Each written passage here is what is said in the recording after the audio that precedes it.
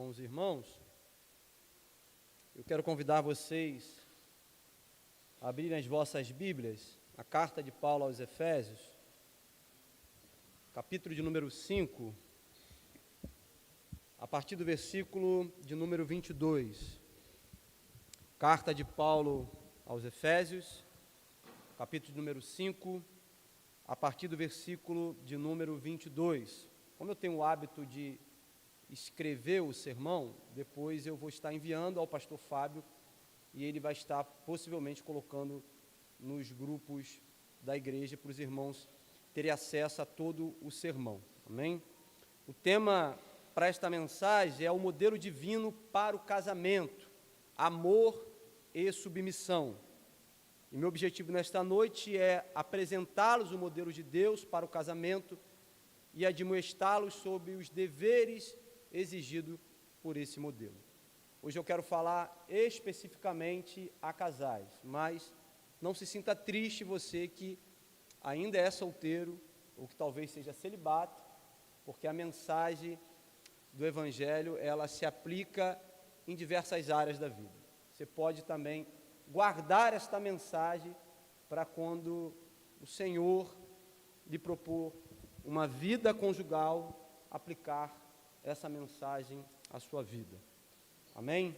Diz assim: mulheres, sujeitem-se aos seus maridos como ao Senhor.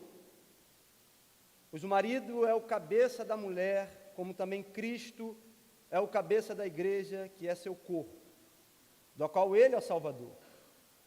Assim como a igreja está sujeita a Cristo, também as mulheres estejam em tudo sujeitas a seus maridos. Maridos, amem suas mulheres, assim como Cristo amou a igreja e entregou-se a si mesmo por ela, para santificá-la, tendo-a purificada pelo lavar de água mediante a palavra, e apresentá-la a si mesmo como a igreja gloriosa, sem mancha, nem ruga ou coisa semelhante, mas santa e inculpável. Da mesma forma, os maridos devem amar as suas mulheres como os seus próprios corpos. Quem ama sua mulher, ama a si mesmo. Além do mais, ninguém jamais odiou o seu próprio corpo, antes o alimenta e dele cuida, como também Cristo faz com a igreja, pois somos membros de seu corpo. Por essa razão, o homem deixará pai e mãe e se unirá à sua mulher, e os dois se tornarão uma só carne. Este é um mistério profundo. Refiro-me, porém, a Cristo e à igreja. Portanto, cada um de vocês também ame a sua mulher como a si mesmo, e a mulher trate o marido com todo o respeito. Queridos irmãos e irmãs, como é de costume em muitas igrejas, o que não é diferente desta, o mês de maio, popularmente conhecido como o mês das noivas, os sermões são sempre voltados para tratar sobre famílias. Nesta noite eu quero aproveitar essa oportunidade para abordarmos especificamente sobre nossas relações conjugais e poder apontar alguns erros que podem fazer parte da vida de muitos casais aqui presentes por negligenciarem o modelo bíblico de casamento.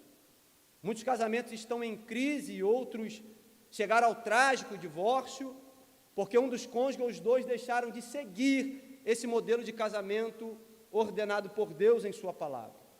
Nesse trecho que lemos, Paulo nos apresenta um modelo divino de casamento, baseado no amor sacrificial e na submissão mútua.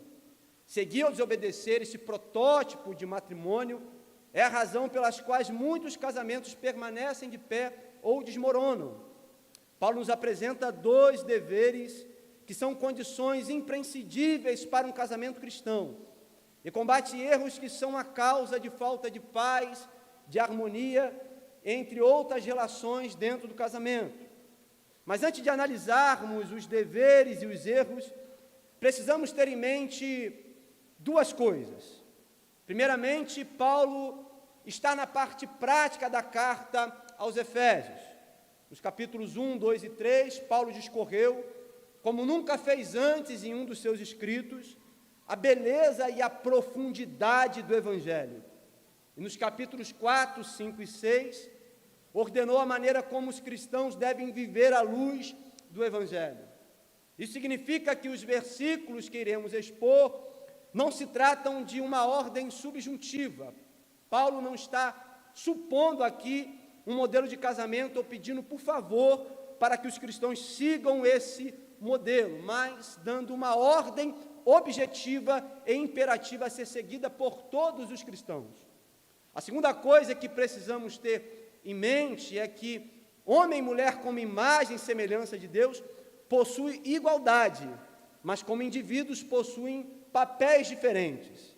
Digo isso porque muitos discursos, vindo principalmente de movimentos feministas, tentam a todo custo dizer que os cristãos estão errados quando afirmam verdades absolutas da Bíblia sobre o lugar da mulher no casamento e na sociedade.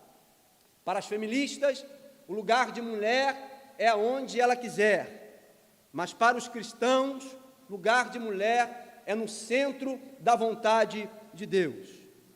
Portanto, ao estabelecer papéis distintos entre homem e mulher, Paulo não está em hipótese alguma diminuindo a dignidade da mulher em detrimento ao homem.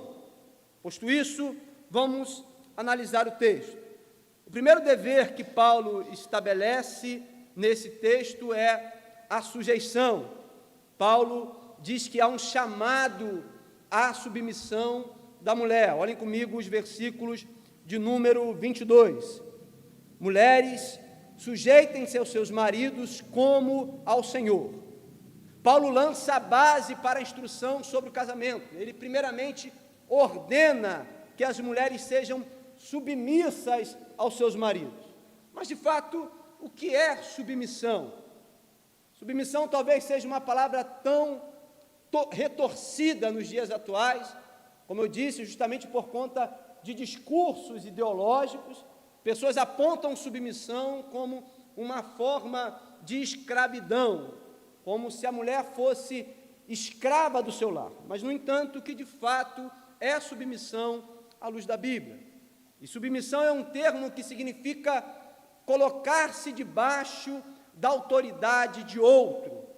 Na Bíblia, a submissão é mencionada em muitas áreas da vida, como a submissão dos cristãos a Deus, conforme Tiago 4,7, a submissão dos cidadãos às autoridades governamentais, como Romanos 13,1, a submissão mútua entre os cristãos, como Efésios 5:21, que diz: sujeitem-se uns aos outros por temor a Cristo, e na realidade o tema central desse texto de Paulo, de fato, é a submissão.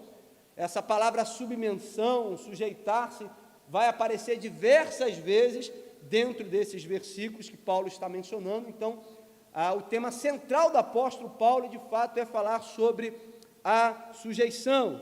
Paulo também vai dizer em Efésios capítulo de número 6, versículo 1, sobre a submissão dos filhos aos pais, como também a submissão dos empregados aos seus patrões. E assim como em diversas áreas da vida, no contexto do casamento, a Bíblia também instrui as esposas para que sejam submissas aos seus maridos. Percebam que o discurso que muitas vezes ideológico é apresentado, querendo perverter a palavra submissão, ele não se sustenta por si só. Porque a gente vive numa sociedade onde somos submissos em diversas áreas da vida. A mulher que trabalha, ela deve ser submissa ao seu patrão. A mulher que está em qualquer ambiente, ela deve ser submissa a alguém, não somente a mulher, mas também ao homem. Então, a sujeição, na realidade, ela faz parte da sociedade.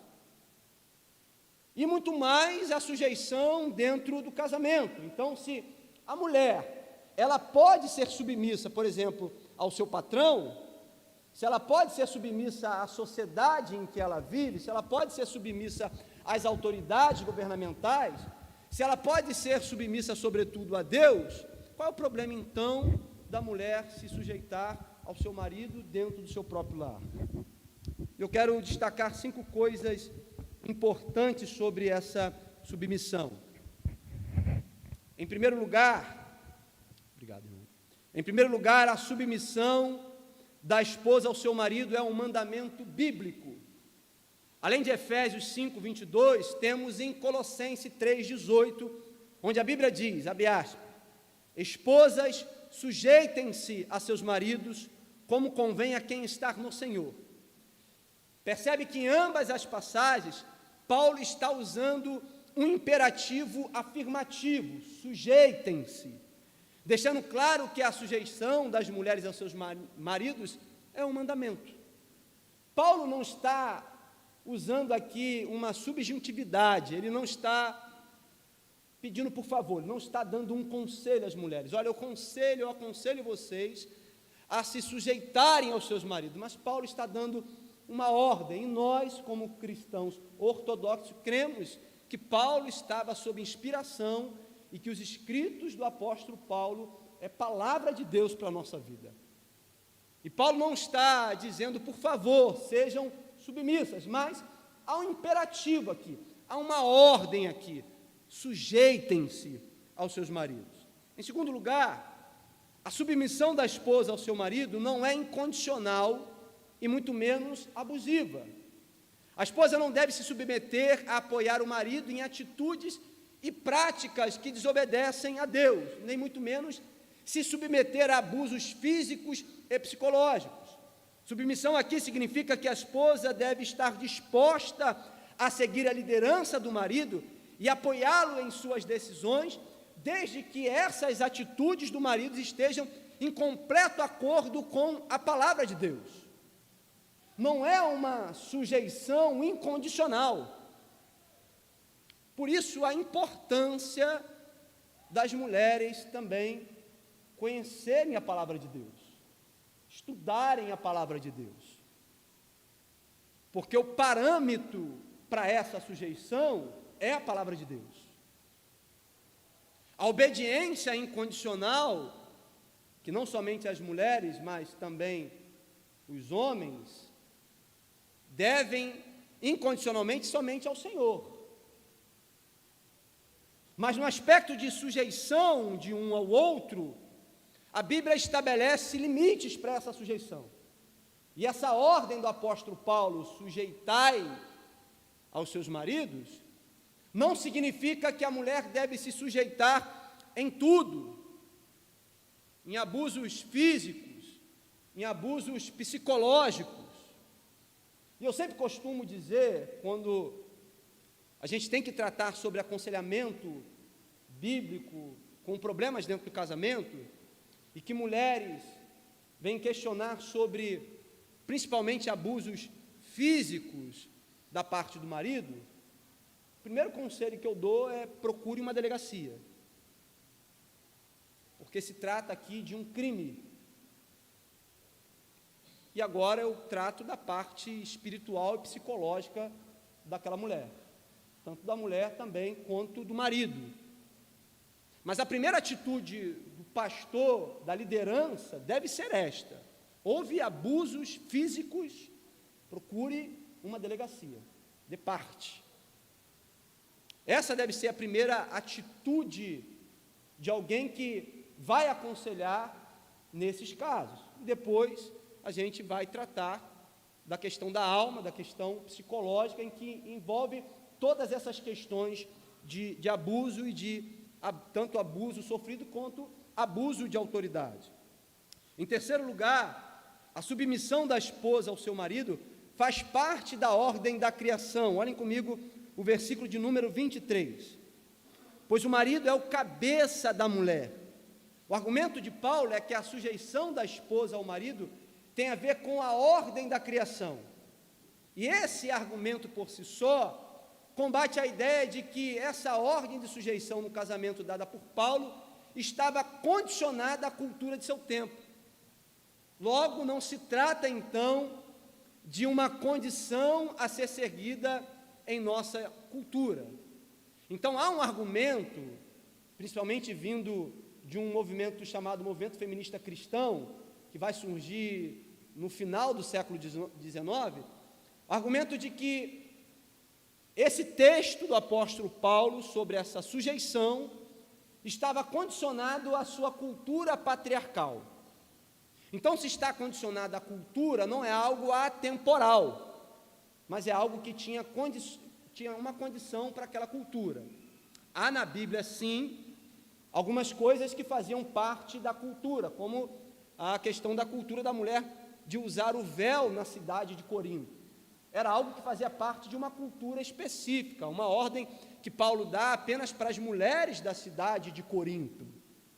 No entanto, para que não houvesse dúvida alguma, essa afirmação de Paulo recorre à ordem da criação. Ou seja, que isso não está condicionado à cultura do seu tempo, mas que isso é uma ordem atemporal. É uma ordem clara, uma situação clara de quando Deus criou o homem e a mulher e estabeleceu papéis distintos. Enquanto o homem foi colocado como um papel de liderança sobre a mulher, esta foi colocada como ajudadora idônea, isto é, alguém que com sua submissão ajudaria o marido em sua missão de glorificar a Deus. Deus estabelece papéis na ordem da criação. Deus põe o homem como liderança e a mulher como uma ajudadora idônea, ambos criados à imagem e semelhança de Deus, ambos em igualdade. Porém, Deus estabelece papéis distintos, e esses papéis distintos não significa uma inferioridade da mulher em detrimento ao marido. Deus coloca o homem no seu devido lugar e coloca a mulher no seu devido lugar. E a missão de ambos é algo em comum: glorificar a Deus. Qual é o fim principal do homem? Glorificar a Deus e gozar nele para sempre. Então a missão de marido e mulher, a missão da mulher nessa submissão é ajudar o marido na sua missão de glorificar a Deus, e com isso ela também estará glorificando ao Senhor. Ambos caminham juntos em papéis distintos. Em quarto lugar, a submissão ao esposo é feita em Cristo. Olhem comigo de novo o versículo de número 22. Mulheres, sujeitem-se aos seus maridos como ao Senhor. Colossenses 3,18, que também é uma passagem à semelhança desta, diz: esposas, sujeitem-se a seus maridos como convém a quem está no Senhor. Duas coisas importantes que devemos observar aqui. Primeiro, em última análise, não é o que fazem pelo marido. A razão, o motivo final, não jaz na pessoa do esposo. A sujeição é sobretudo ao Senhor. Isso significa que não se submeter ao marido, antes de ser uma ofensa a ele, é uma ofensa ao Senhor. Salmo 51, Davi vai confessar os seus pecados, após ter cometido um pecado de adultério, após ter cometido um homicídio. Davi peca contra Betseba, Davi peca contra Urias, Davi peca contra a nação. Só que no Salmo 51, Davi vai dizer: pequei contra ti, somente contra ti eu pequei. Porque antes do nosso pecado ser horizontal, ele é vertical. Então toda ofensa horizontal, ela é antes de tudo vertical. A sujeição da mulher é ao Senhor. Ela se submete pelo motivo, pela razão principal, pelo amor a Jesus Cristo. Ela se submete na missão do marido, primeiramente porque não ela ama o seu esposo, mas porque primeiramente ela ama a Jesus Cristo. É o primeiro grande mandamento: amar ao Senhor acima de todas as coisas. A segunda coisa que nos cabe observar é a impossibilidade de mulheres ímpias cumprirem esse mandamento, isto é impossível que mulheres que não tiveram um verdadeiro encontro com o Cristo crucificado sejam submissas aos seus maridos. Ter encontro com Jesus Cristo não é o mesmo que pertencer a uma igreja, e que isso fique claro. É possível ser membro de uma igreja visível sem pertencer à igreja invisível. Essa sujeição só pode ser feita a partir da grandiosa e majestosa união com Cristo. Sujeitem-se aos seus maridos como ao Senhor. Sujeitem-se aos seus maridos como convém a quem está no Senhor. É no Senhor que a sujeição começa e um ímpio não pode submeter ao Senhor, pois o seu estado é um estado de completa rebeldia. É impossível para que uma mulher ímpia cumpra este mandamento, porque só a partir de uma união mística com Jesus Cristo, é no Senhor, é a quem está no Senhor, é a mulher que está em Cristo. Um cristão nominal está impossibilitado, uma mulher cristã nominal está completamente impossibilitada de cumprir este mandamento. Daí você pode dizer, mas Tiago, eu conheço tantos casamentos de ímpios que eles se dão super bem. Será mesmo que esse se dá super bem é o super bem de acordo com a vontade de Deus, ou é o super bem aceitável? A gente, hoje, por conta, eu falei na palestra na última palestra que a gente teve lá naquele salão, falei sobre a revolução sexual. Hoje, com a revolução sexual, inclusive, há uma tremenda liberação do sexo entre marido e mulher. Agora não se fala mais em casal, mas se fala em trisal, em relacionamentos abertos, e eles vivem bem. Então, será que esse viver bem é o viver bem numa perspectiva bíblica? Eu acho pouco provável, porque a Bíblia é clara em dizer que é como convém a quem está no Senhor. A partir da união mística com Jesus Cristo, a partir do encontro com o crucificado, que essa sujeição é possível. Ela está impossibilitada por conta do pecado adâmico que existe em toda a raça humana. É escrava de si mesmo. Em quinto lugar, a submissão da esposa é exemplificada na sujeição da igreja a Jesus Cristo. Versículos 23 e 24. Pois o marido é o cabeça da mulher, como também Cristo é o cabeça da igreja, que é o seu corpo, do qual ele é o Salvador. Assim como a igreja está sujeita a Cristo, também as mulheres estejam em tudo sujeitas aos seus maridos. Mulheres cristãs devem ser um tipo de igreja aos seus maridos, principalmente se eles não forem cristãos, se eles forem ímpios. Os maridos ímpios devem olhar as suas esposas e verem a igreja de Cristo. O marido cristão também deve olhar a sua esposa e ver nela a igreja de Jesus Cristo. A submissão da igreja a Jesus Cristo deve ser um modelo a ser seguido dentro de casa pelas esposas. Ela se sujeita a um monte de coisas, mas não consegue se sujeitar ao marido dentro de casa. Ela consegue, às vezes, se sujeitar ao marido na igreja.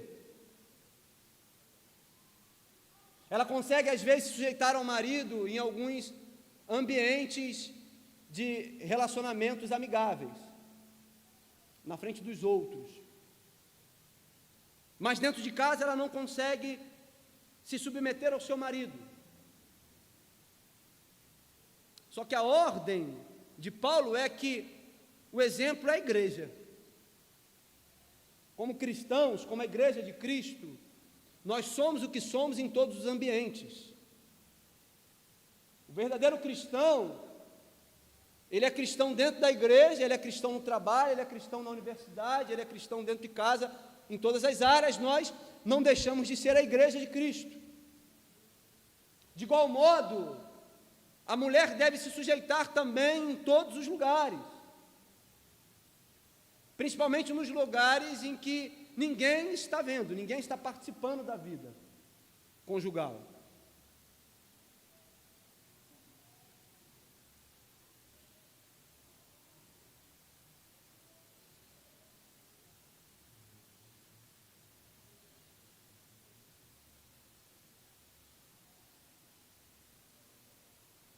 O que o seu marido vê em você é um protótipo de igreja de Cristo ou uma mulher moderna, empoderada, autoritária, autossuficiente, independente, feminista. O que é que o seu marido enxerga em você? ele consegue ver o protótipo da igreja de Cristo, ele consegue olhar para o Evangelho, para o modelo de igreja de Jesus Cristo e enxergar isso em você, ou não, ele está simplesmente vendo uma mulher moderna, que se intitula autossuficiente, completamente independente, como se houvesse possibilidade de independência dentro do casamento e dentro da sociedade. Eu sempre digo isso, somente para adolescentes que acham que, quando começam a trabalhar, jovens que começam a trabalhar, que acham que já são independentes dos pais. Não existe independência no mundo, todos nós dependemos de alguém ou de alguma coisa. Eu dependo do senhor da padaria lá para me poder comprar o pão, eu dependo dele para que ele faça o pão. Então não existe independência dentro do casamento. Tem muitos casais que vivem um divórcio funcional. Apesar de estarem casados no papel, apesar de dormirem juntos, partilharem da mesma cama, mas estão completamente divorciados porque vivem vidas divorciadas. Meu dinheiro é meu dinheiro, seu dinheiro é seu dinheiro. Uma única só carne envolve uma unidade sobre todos os aspectos da vida do casal. Meu celular, seu celular, minha senha, sua senha. Vivem um divórcio funcional dentro do casamento. Universos paralelos, distintos. Não há uma unidade esta proposta pela própria Escritura Sagrada. Serão uma única só carne. Após apresentar o dever da mulher no casamento, Paulo agora passa a tratar dos deveres do homem. O apóstolo lança o amor sacrificial como sendo as bases dos deveres do esposo. O amor sacrificial, ele de fato é um tema central nas Escrituras Sagradas. A gente vai ver no progresso da revelação, mostrando a ação de Deus já no Antigo Testamento, com a salvação, a gente vai ver diversos tipos de sacrifícios. Então, o amor sacrificial, ele está amplamente na Bíblia, sobretudo, principalmente, no que diz respeito à salvação. E esse amor é um tipo de amor que não se espera nada em troca dentro dos relacionamentos conjugais. É que coloca o bem-estar da outra pessoa antes do seu próprio e que se dispõe a fazer sacrifícios para que a outra pessoa possa se sentir amada e protegida. O amor sacrificial é você doar-se ao outro, é você abrir mão dos seus próprios direitos e deveres pelo bem-estar do outro. E é com base nesse amor que o apóstolo Paulo admoesta os maridos. Paulo diz no versículo de número 25: maridos, amem suas mulheres, assim como Cristo amou a igreja e entregou-se a si mesmo por ela. Mas o que é esse amor sacrificial? Em primeiro lugar, o amor sacrificial é exemplificado em Cristo. A Bíblia nos ensina que o amor do marido deve seguir o exemplo de amor de Cristo. Olha que grande responsabilidade. Olha a responsabilidade que está sobre os ombros do marido. Esse amor sacrificial do marido pela esposa deve seguir o amor sacrificial de Jesus Cristo. Em Filipenses 2, versículos 6 e 8, Paulo diz que Jesus, embora sendo Deus, não considerou que o ser igual a Deus era algo que deveria pegar-se, mas esvaziou-se a si mesmo, vindo a ser servo, tornando-se semelhante aos homens, e sendo encontrado em forma humana, humilhou-se a si mesmo e foi obediente até a morte e morte de cruz. Cristo esvaziou-se a si mesmo, abriu mão dos seus próprios interesses. Jesus se encarnou, o Verbo se fez carne. Ele abriu mão de toda a sua glória, encarnou-se, humilhou-se para morrer morte e morte de cruz. Cristo esvaziou-se a si mesmo, abrindo mão dos seus interesses. Esse é o tipo de amor que sacrifica, que coloca os interesses do outro antes dos seus próprios. É o amor que se importa profundamente com o bem-estar da outra pessoa e está disposto a fazer sacrifícios para que ela se sinta amada e protegida. É o amor que, não importa o que aconteça, ele irá se sacrificar para ver o bem-estar da pessoa amada. Deixe-me dizer uma coisa importante para vocês nesta noite. Amor não é sentimento. Amor é atitude que pode custar a vida daquele que ama. O mundo tem doutrinado gerações com a filosofia do amor sentimental. As pessoas precisam sentir para amar. E quando deixam de sentir é porque não existe mais amor. Costumeiramente, eu tenho que aconselhar casais que estão prestes a divorciar, justamente pelo argumento de que não sentem mais nada um pelo outro. Porque a vida inteira nós fomos doutrinados com essa filosofia de que amar é sentir. Então, a partir do momento que eu não sinto mais, significa que eu não amo, ou a partir do momento que eu percebo que o outro não sente mais por mim, significa que o outro também não me ama. Porque fomos doutrinados com essa filosofia diabólica de que amor é sentimento. As pessoas precisam sentir para amar. E quando não sentem, elas entendem que não amam mais. E eis aqui a razão de muitos casamentos infelizes e destruídos, pois quando deixam de sentir, acreditam que não amam mais o seu cônjuge e acabam sentenciados a viverem numa tremenda tristeza e um tremendo fracasso dentro do casamento. Acabam sentenciando a si mesmo a viverem infelizes para sempre ou divorciar e ir embora em busca de um novo amor em que se possa sentir. O número de casais que pensam dessa maneira é algo absurdo. Pastor, o que eu faço para sentir? Eu não sinto mais nada pelo meu marido. Pastor, eu acho que o meu marido não sente mais nada por mim. Pastor, eu não sinto mais nada pela minha esposa. O que eu faço? Aí a gente tem que desconstruir toda essa ideia de filosofia do amor sendo sentimento. E mostrar que de fato há amor. De que amor está além de sentirmos. Daí eu pergunto, quais são as suas atitudes dentro do casamento? Ah, pastor, eu me submeto ao meu esposo. Ah, pastor, eu faço tudo pela minha esposa, pelo bem-estar da minha esposa. Eis aí amor entre vocês. Vocês não precisam sentir. Porque o amor é demonstrado com atitudes. Jesus não disse lá do céu, olha, eu sinto que amo vocês. E simplesmente nos deixou cativos pelo pecados e sentenciados à morte. Mas Jesus humilhou, tomando a forma humana e morreu morte de cruz. Não foi um amor sentimental que nos salvou, irmãos. Não foi uma demonstração verbal de sentimentos. Eu amo vocês, que nos salvou. João 3,16, que mostra claramente o amor de Deus por nós, vai dizer que Deus amou o mundo de tal maneira que disse assim, eu te amo.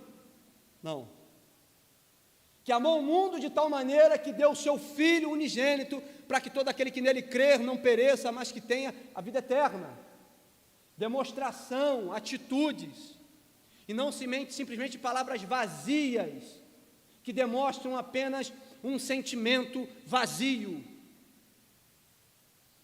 O que Deus exige do marido são atitudes que sacrifiquem os seus próprios interesses e pecados pelo bem-estar moral, sentimental e psicológico da sua esposa. Deus exige atitudes nossas como esposos e não simplesmente eu te amo, uma mensagem de amor, ou simplesmente toma um cartão de crédito aqui. Depois de um dia de ter falado um monte de asneiras, de abuso de autoridades,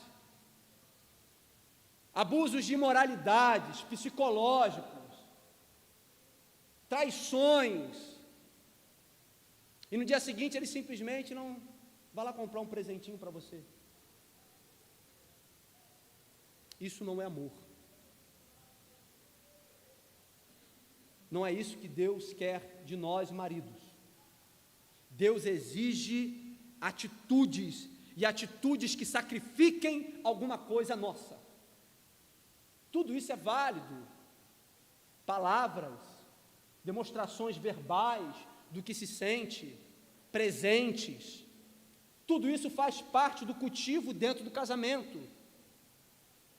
Só que não são essas coisas que mantêm o casamento de pé.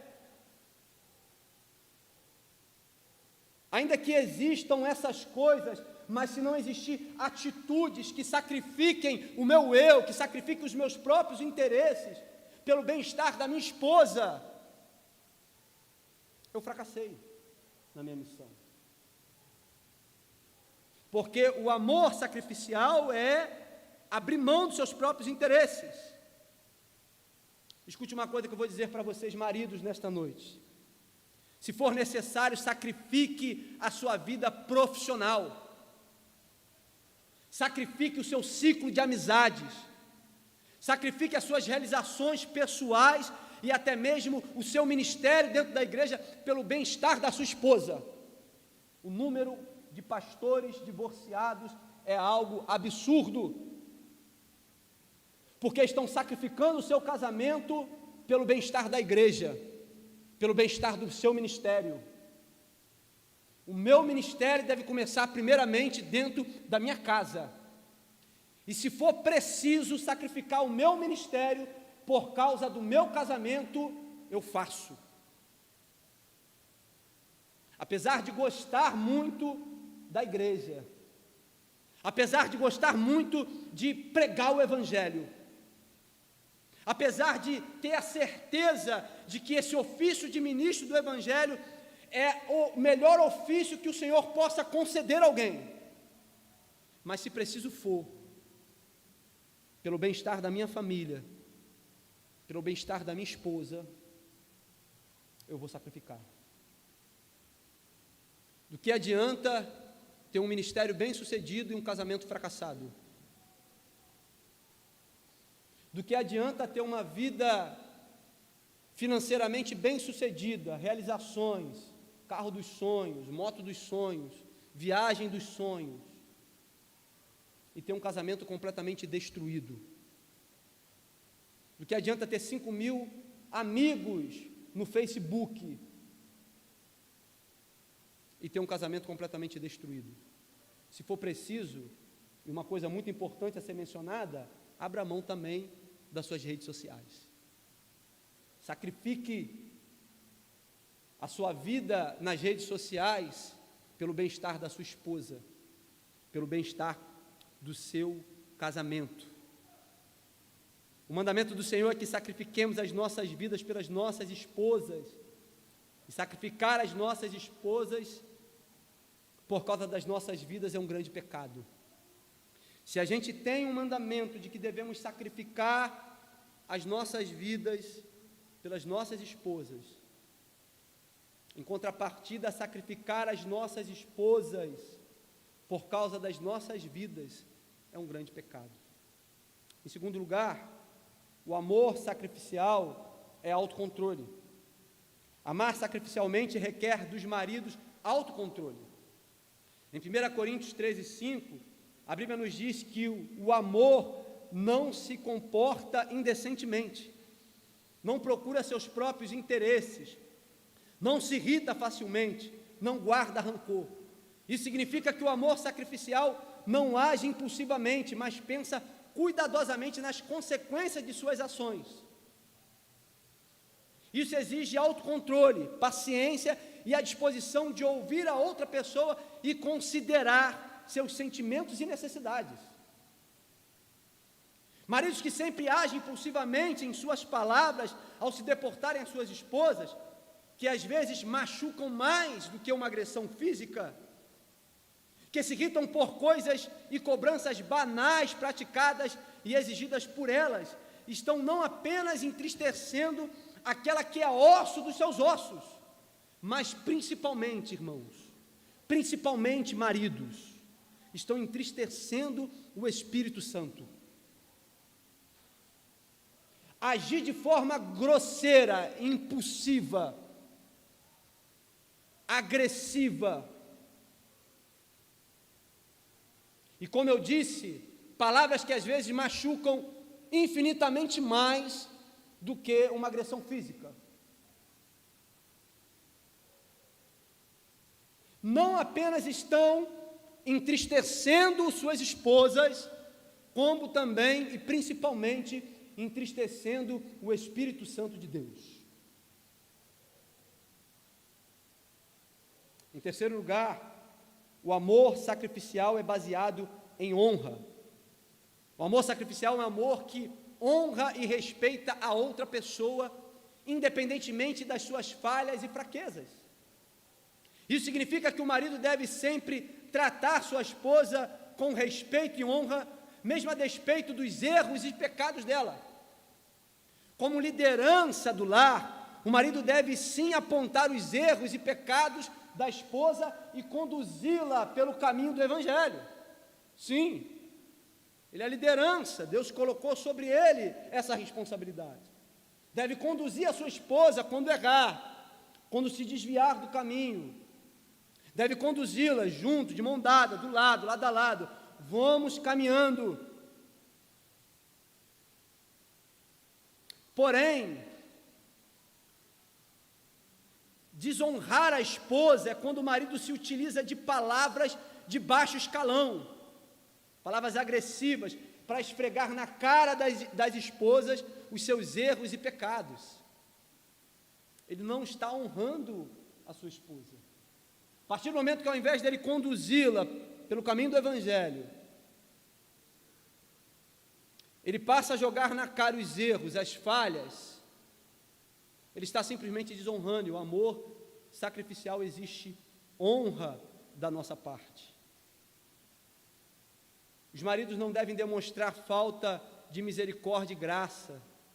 Nós devemos seguir o exemplo de Cristo. O exemplo é Cristo.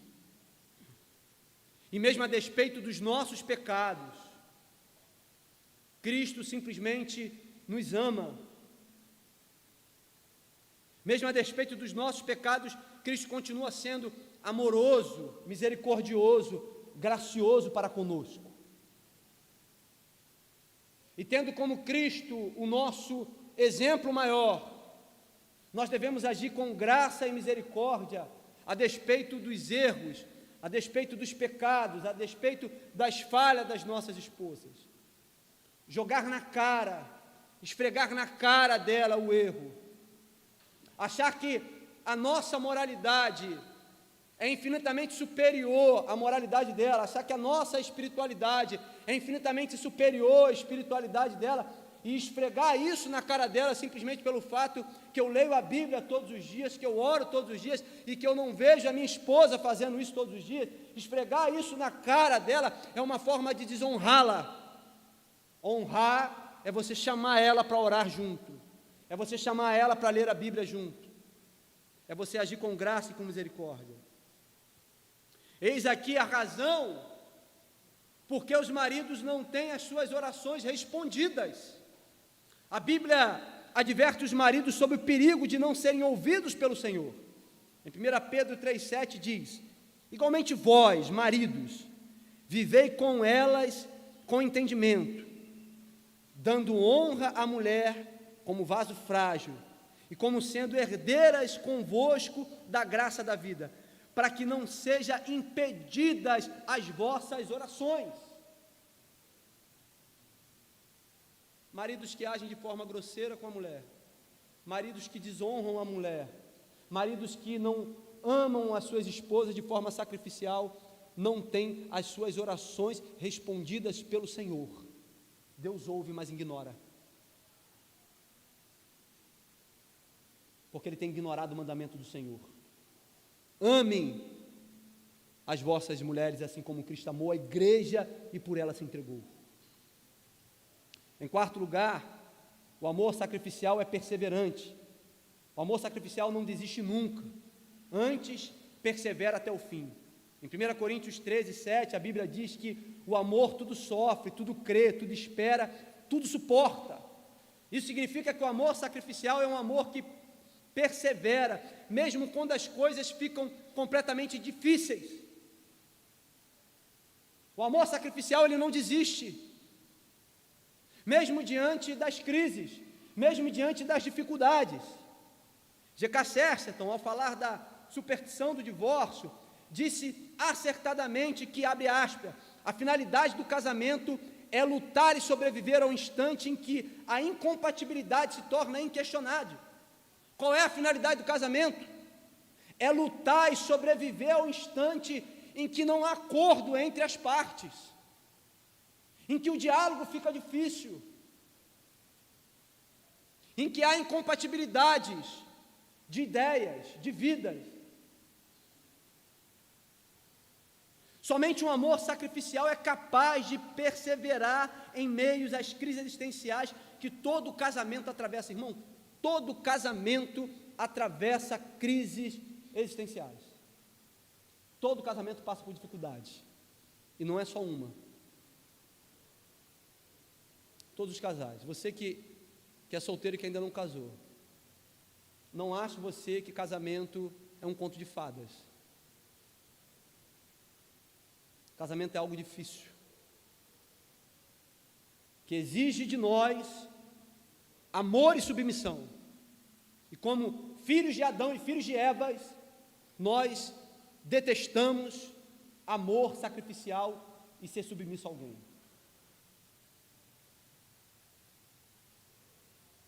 É dever de ambos, obviamente, jamais desistir um do outro, mas é o marido primeiro abrir mão do que for preciso para que as incompatibilidades não sucumbam ao casamento. É óbvio que é dever de ambos lutarem, não desistir, mas o exemplo deve vir primeiro do marido. Geralmente, dentro dos aconselhamentos, a gente percebe que o marido ele acaba desistindo mais rápido.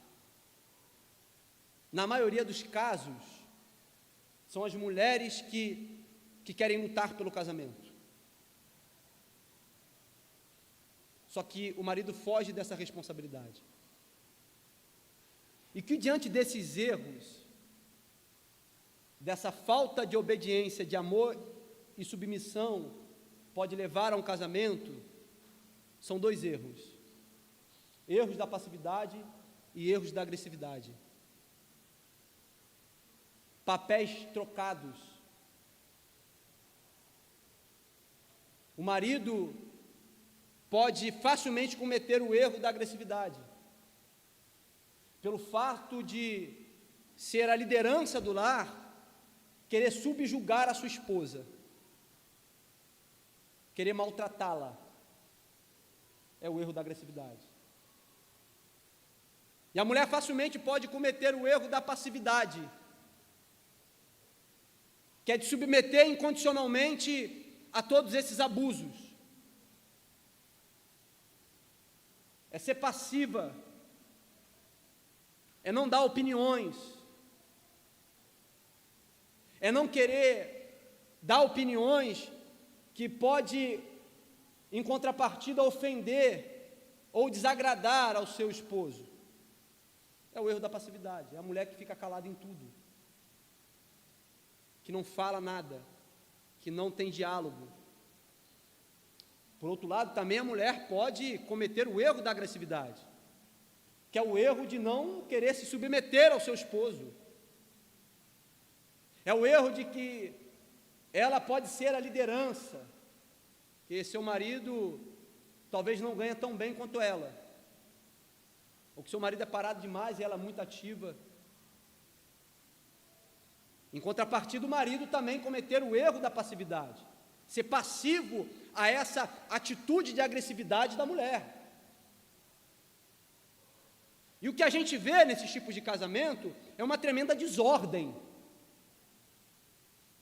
Porque o homem não está no seu devido lugar e nem a mulher está no seu devido lugar. Agora, quando nós obedecemos esse modelo de casamento, de submissão e amor sacrificial, nós deixamos de cometer esses dois erros, que é o erro da agressividade e o erro da passividade. A conclusão que podemos extrair dessa passagem é que o casamento é como um modelo divino, que o casamento como um modelo divino é baseado no amor e respeito mútuo.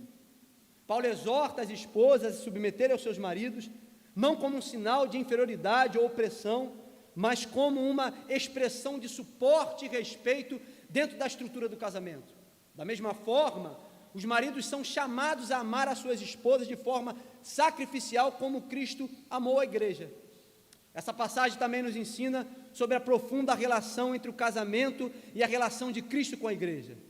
Assim como Cristo é o cabeça da igreja, os maridos são chamados a exercer liderança amorosa e responsável em seus lares, cuidando e protegendo as suas esposas. As suas esposas, por sua vez, são chamadas a submeterem ao marido, confiando em sua liderança, em um relacionamento mútuo de respeito e cuidado. O casamento cristão, irmãos, é uma parábola de uma história maior. Somos chamados a refletir neste mundo, com o nosso casamento, a história de amor de Cristo pela igreja. O casamento, modelo divino, protótipo de casamento que Deus estabeleceu, é a parábola de uma história muito maior. Apesar desse texto falar claramente sobre os deveres conjugais, aqui a gente tem uma profunda teologia de eclesiologia, do amor de Cristo pela sua igreja, demonstrando que o nosso casamento, o casamento cristão, padrão bíblico que Deus estabeleceu, deve refletir ao mundo o casamento de Cristo com a igreja, ou seja, o meu amor sacrificial pela minha esposa deve refletir às pessoas ao meu redor, do meu convívio, o amor de Cristo pela igreja. A submissão da esposa ao seu marido deve refletir ao mundo e às pessoas ao seu redor a submissão da igreja por Cristo. Portanto, a conclusão é que o nosso casamento deve ser um reflexo do amor e da dedicação de Cristo pela igreja. É um compromisso mútuo de amor, respeito e submissão voluntária, onde o marido e a esposa são chamados a buscar o bem-estar do outro, a construir um lar fundamentado nos princípios bíblicos e honrar a Deus em seu relacionamento conjugal. Nós fomos chamados, irmãos, a honrar a Deus nos nossos relacionamentos conjugais. Talvez você esteja vivendo momentos difíceis, crises dentro do casamento. Avalie os seus erros, avalie os seus papéis. Não desista do teu casamento. Não desista da sua família. Sacrifique o que for preciso sacrificar. Abra mão do que for preciso abrir mão para manter o seu casamento de pé. A base não somente da igreja, mas também da sociedade, continua sendo a família que Deus estabeleceu na Bíblia. Não permita que Satanás faça arruaça dentro do seu lar, dentro do seu casamento. Procure ajuda. Na maioria dos casos, quando casais procuram um gabinete pastoral, é porque já estão decididos a divorciar. Isso torna muito mais difícil reverter a situação. Não permita chegar nesse estado. Procurem ajuda pastoral antes que o pior aconteça. Lembre-se dos deveres. É possível vivermos em harmonia, em paz e em amor, mesmo sendo tão diferentes em ideias e em atitudes. E essa possibilidade só é possível no Senhor, em Cristo Jesus. Que a cruz possa estar erguida no meio das relações conjugais de vocês. ergam a cruz dentro do seu casamento, se humilhem aos pés da cruz, procurem orar juntos, lerem a Bíblia juntos, caminhar na igreja juntos, alimentem espiritualmente ambos, fechem as brechas, que o Senhor vos dará a vitória. Curve as vossas cabeças. Pai, nós rendemos graça a Ti, graça pela Tua palavra, que nos instrui no caminho certo, que reconstrói os cacos da nossa vida, que nos humilha e nos faz reconhecer a necessidade de buscar ajuda em Ti. Ora a Ti por esta igreja. A Tua palavra foi pregada, que Teu Espírito possa aplicar essas verdades nos corações, que haja mudanças, que casamentos que estavam prestes a ser destruídos, à beira de divórcios, possam ser reconstruídos, que casamentos que já foram destruídos, que o Senhor possa restaurar. É o poder da Tua palavra, não é o mensageiro, é a Tua palavra. E por isso nós cremos nas verdades do Evangelho, de que esta palavra que foi pregada tem o poder de transformar vidas, de transformar casamentos nesta noite. Nós nos humilhamos a Ti e Te pedimos, Senhor, em humildade, ajuda-nos a cumprir cada um nosso dever dentro do casamento. Ajude-nos, Senhor, a cumprir esse modelo, que o mundo possa olhar para o nosso casamento e encontrar Cristo e a sua relação com a igreja. Que o nosso casamento possa ser um exemplo a ser seguido, que os nossos vizinhos possam perceber isso. Que haja mudança dentro do nosso lar. Cure, Senhor Deus, os traumas psicológicos e sentimentais causados em discussões e brigas dentro do casamento. Tira a amargura, tira o ódio, aquebranta o coração, conceda graça para que haja perdão, reconciliação, para que a cruz possa ser erguida dentro desse matrimônio. É o que nós te pedimos, Senhor, crendo de que o Senhor pode fazer isto e infinitamente mais. Em nome do Teu Filho amado, Jesus Cristo. Amém, amém. Deus vos abençoe.